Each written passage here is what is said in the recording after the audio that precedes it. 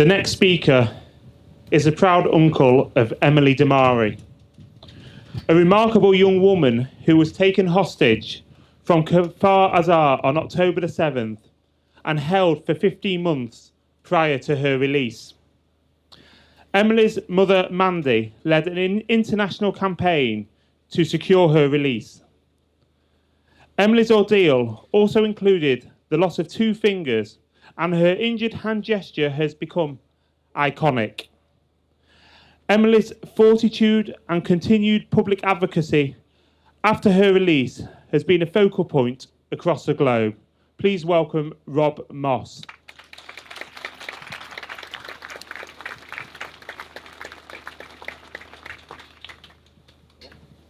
This is going to be tricky. I've got to use 2 hands here. Good morning, folks.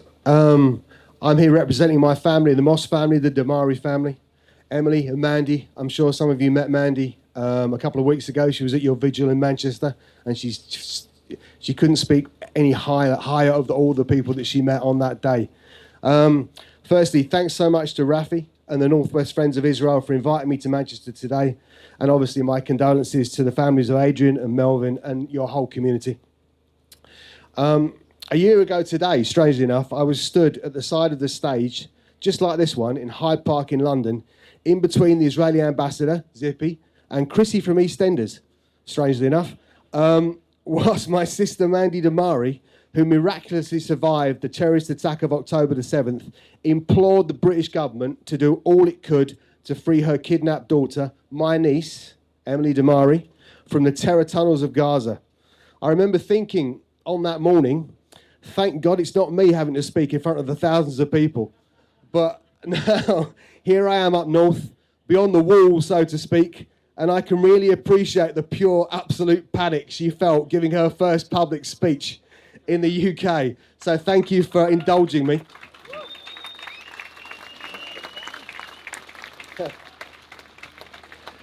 But listen, it's a true honour and it's a privilege to stand here today amongst such esteemed company. And I don't mean the politicians, by the way. I mean you, all of you who come out here week after week here in Manchester and across the country, in Leeds as well. I can't not mention them because that's where I live. Holding vigils and rallies for nearly 2 years now. You've stood in the cold, in the rain, and here's some today, obviously, and put up with the vilest abuse to demand the release of the 48 remaining hostages and to make sure that they are never forgotten. And hopefully now that we are closer than ever to that goal, we can only hope and pray that this time both sides honour the terms of the current peace deal and that all remaining hostages are finally returned to their families. Families who, don't forget, have also endured 2 years of absolute torment. I'm absolutely convinced, and I was at the time as well, that your prayers, your thoughts, your words, your very presence in these sort of vigils and the rallies that you attend made a massive difference. That collective strength contributed massively to the release of my niece Emily Damari after 471 days in captivity. And the fact that you're still here today, still raising your voices for those who haven't yet come home, it's nothing short of remarkable.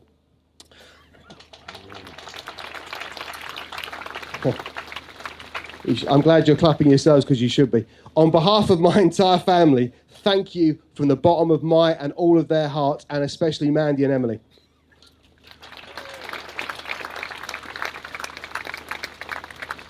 Since her release, Emily, her mother Mandy, my sister, who many of you will have seen, as I said, a couple of weeks ago, and maybe even on social media at the weekly rally in Shah Negev last night, which is pretty similar to this. I've been to it, and there's probably as many people there as well. They do that every week.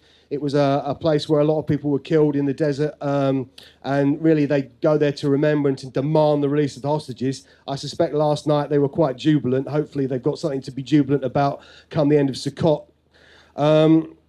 And the rest of the family, we haven't stopped advocating to try and get every last hostage back home. In public and behind the scenes, we continue to do everything in our power to push those in positions of influence to stop playing geopolitical chess with human lives and to bring the rest of them back to their waiting families, who, believe me, and because I know this from personal experience, they have endured their own 730 days of hell. We won't stop, and neither should you, until every last hostage is returned. Of the many still missing, and Emily would want me to say this, the two closest to Emily's heart are the twins, Zivy and Gally Berman. Now, I can see Gally up there, so I'm pleased to see his face. I've seen Zivy as well. They're her lifelong friends and protectors. They were kidnapped alongside her from Kibbutz Kfar Aza on October the 7th, and they are still there rotting in those tunnels. Emily said this morning, I think, in the Sunday Times, how on earth could they possibly have spent another 9 months there after her? They must have the strength of God, I suspect.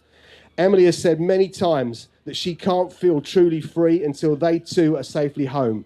And now we may be closer than ever to that moment. All we can do is keep hoping and keep pushing.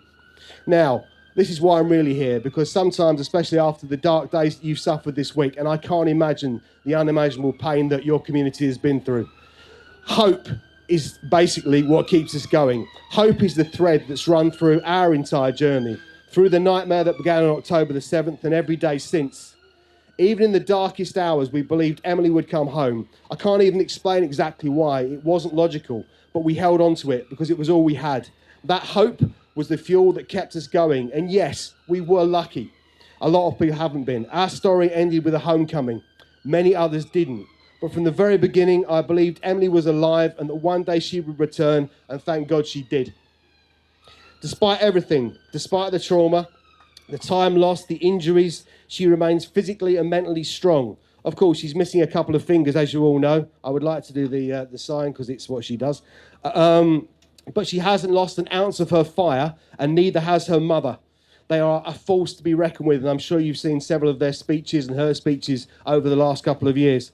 So, once again, thank you. Thank you to every single one of you for standing up, for speaking out, for refusing to let the lives of the hostages be forgotten. I know, especially after the horror of Friday's atrocity, it's hard to see anything but darkness ahead. But we have to remember, hope dies last.